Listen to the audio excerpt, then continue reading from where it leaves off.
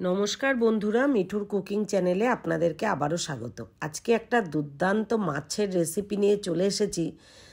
দেখতে যতটা সুন্দর, খেতেও কিন্তু দুর্দান্ত হয়েছিল। কথায় বলে না, প্রথমে দর্শনদারি তারপরে গুণবিচারী। সত্যি দেখেও যেরকম লাগছে, খেতেও কিন্তু অপূর্ব হয়েছে। ভোলা মাছ নিয়েছি, নিয়ে ভালো করে কেটে আঁশ ছাড়িয়ে ধুয়ে নিয়েছি। নিয়ে লবণ হলুদ মাখিয়ে আমি 20 মিনিট মতো রেখে দিয়েছিলাম। ততক্ষণে এইগুলো কেটে নিয়েছি, এই সবজিগুলো যেগুলো দরকার। পেঁয়াজ মিডিয়াম সাইজের একটা পেঁয়াজ একদম পাতলা করে কেটে নিয়েছি, আর একটা মিডিয়াম সাইজের পেঁয়াজ একটু বড় করে কেটেছি। একটা মিডিয়াম সাইজের আলু পাতলা করে কেটে নিয়েছি। 15টা মতো রসুনের কোয়া নিয়েছি। 1/2 ইঞ্চি মতন আদা গ্রেট করে নিয়েছি। 3টে কাঁচা লঙ্কা নিয়েছি, আপনারা আপনাদের যতটা ঝাল খান ততটাই দেবেন। আর নিয়েছি একটা টমেটো দানা ছাড়িয়ে কুচি করে কেটে নিয়েছি। প্রত্যেকটা মশলা একসঙ্গে মানে পেঁয়াজ রসুন আদা লঙ্কা সব একসঙ্গে মিক্সিতে মিক্স করে নিয়েছি।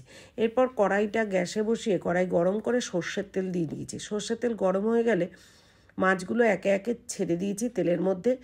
এক পিঠ একটু লাল হয়ে গেলেই উল্টে আর এক পিঠ ভেজে নিয়েছি। খুব কিন্তু লাল করতে যাবেন না, তাহলে এত ড্রাই হয়ে যাবে, মাছটার টেস্ট নষ্ট হয়ে যাবে। না কাঁচা থাকবে না খুব ভাজা হবে। তো এমন করেই ভেজে পুরো মাছগুলো তুলে নিচ্ছি। তো আমার চ্যানেলটা যারা যারা দেখছেন ভালো লাগছে, তারা যারা এখনও সাবস্ক্রাইব করেননি তারা সাবস্ক্রাইব করে আমার পাশে থাকবেন, আর বেল আইকনটা প্রেস করতে কিন্তু ভুলবেন না, কারণ পরবর্তী যে নতুন ভিডিও আমি আপলোড করব তার নোটিফিকেশনগুলো আপনাদের যাবে এবং আপনারা দেখতে পারবেন।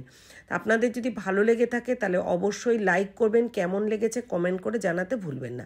ওই মাছগুলো ভাজা হয়ে গেলে তেলের মধ্যে 1/2 চামচ মতন আমি দিয়েছি কালো জিরে, আর কেটে রাখা আলুগুলো দিয়ে দিয়েছি। একটু নাড়াচাড়া করে পেঁয়াজ দিয়ে দিয়েছি। পেঁয়াজগুলো ততক্ষণ ভাজা ভাজা করবো যতক্ষণ একটু নরম হয়ে যাবে, খুব যেন কালার ধরে না যায়।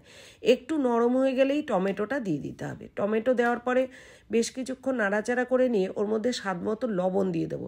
টমেটো দেওয়ার পরে যদি ওর মধ্যে লবণ দিয়ে নাড়াচাড়া করে ঢাকা দেওয়া যায় তাহলে টমেটোটা একেবারেই গলে যায়। তো লবণ দিয়ে নাড়াচাড়া করে ঢাকা দিয়ে দিয়েছি। এরপরে যে পেস্ট করে রেখেছিলাম আদা পেঁয়াজের যে পেস্টটা, সেই পেস্টটা কিন্তু দিয়ে দিয়েছি। দিয়ে ভালো করে কষতে হবে। এই সময় গ্যাসটা লো টু মিডিয়ামে থাকবে। এরপরে হলুদ আর লঙ্কার গুঁড়ো দিয়েছি ছোটো চামচের 1 চামচ, দিয়ে একটু জল দিয়ে ভালো করে কষতে হবে। ততক্ষণই কষবেন যতক্ষণ না উপর থেকে তেল ভেসে ওঠে।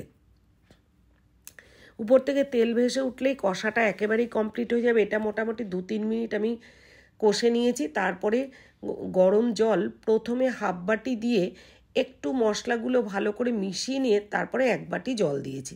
যতটা আপনারা ঝোল রাখবেন ঠিক ততটাই জল দেবেন, জলের এখানে কোনো নির্দিষ্ট মেজারমেন্ট নেই। তারপরে আবারও নাড়াচাড়া করে দিয়ে ঢাকা দিয়ে কিছুক্ষণ ফুটতে দেব। একদম টকবগিয়ে যখন ফুটে যাবে তখন কিন্তু ভাজা মাছগুলো উপর থেকে ছেড়ে দিতে হবে। তারপরেও কিছুক্ষণ মিনিট 2 মতো আবারও ঢাকা দিয়ে ফুটতে দিতে হবে, যাতে মাছটার মধ্যে ঝাল নুন সমস্ত ঢুকে যায়।